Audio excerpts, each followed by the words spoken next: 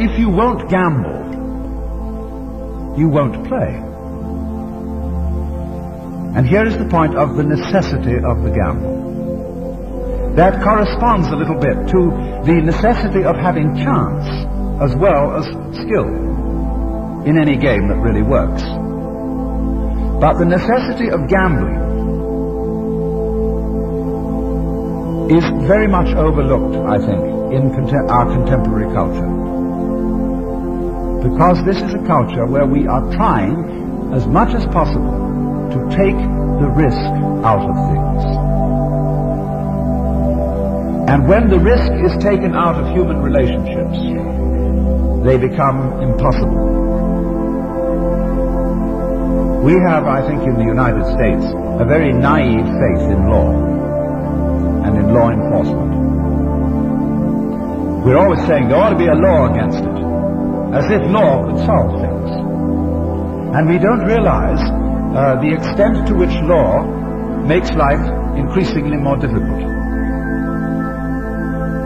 Because law is simply a process of trying to define what may be done and what may not be done. But the moment you start talking, the definitions become increasingly complicated. And lawyers love this. They live on it. So it's always an interminable discussion of what did they mean when they said that? What was the intent of this law?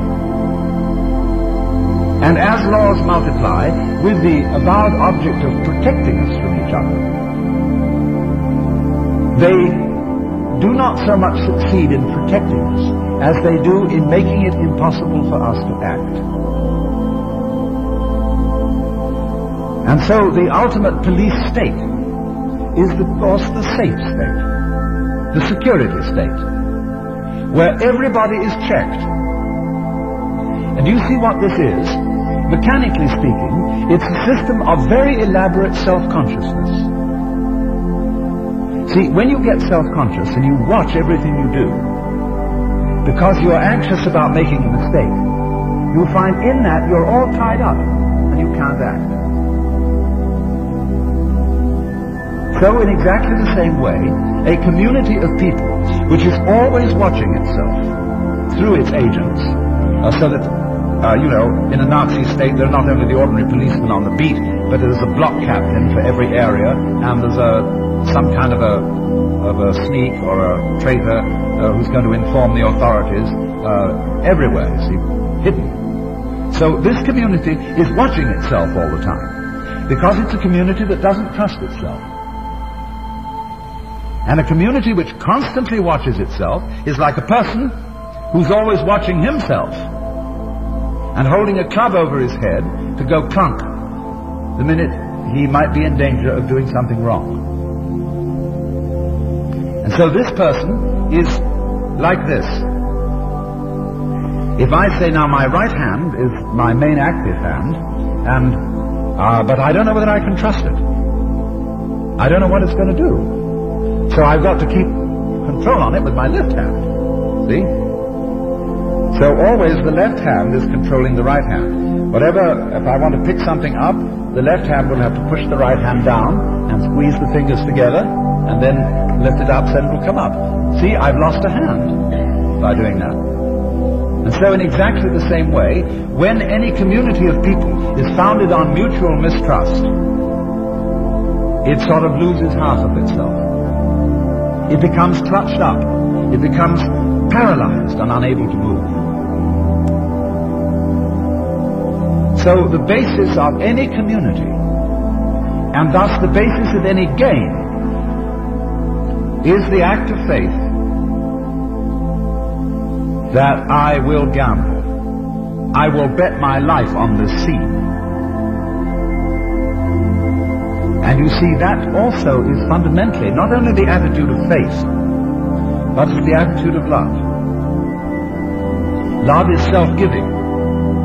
When you love someone, say you fall in love with a member of your opposite sex or whatever, and you got mixed up with someone now, you've really committed yourself to heaven only knows what. Because love is a letting go of direct control. And you might say, going back again to the Christian images of God, that God creates the world by constantly disappearing, giving himself away. The Hindu would agree with this too, that insofar as everyone here is God in disguise, but doesn't know it, this is because you, as God, are constantly giving yourself away to you.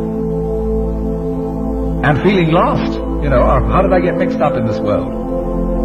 Well, unbeknownst to myself, I made a gamble on being this person. And so this giving of oneself away is what's called the divine love. So then, in playing the game, if you don't make the assumption that I can let go of myself in the act of faith and in the act of love, you may just as well commit suicide right now. Because you can't play it on any other basis than that. Any attempt to do so will merely make the whole thing clutch up and become insupportable, and will in any case be suicide. See, when we get the ultimate weapon, with which we know we can be safe because nobody else has it, just because we wanted to get that ultimate safety and get that ultimate weapon to defeat our enemies, it will be suicide. Because life really is not the avoidance of death. Death is the avoidance of death. The constant terror of death, the constant putting it off, constant vigilance that one will not die, that is death. What we call life is fundamentally willingness to die. Constant jumping of being into not being. So long as you do that, it goes on. So long as you shake the dice and you don't know how they're going to come out and flip, the game goes on, you see. So long as you take a chance.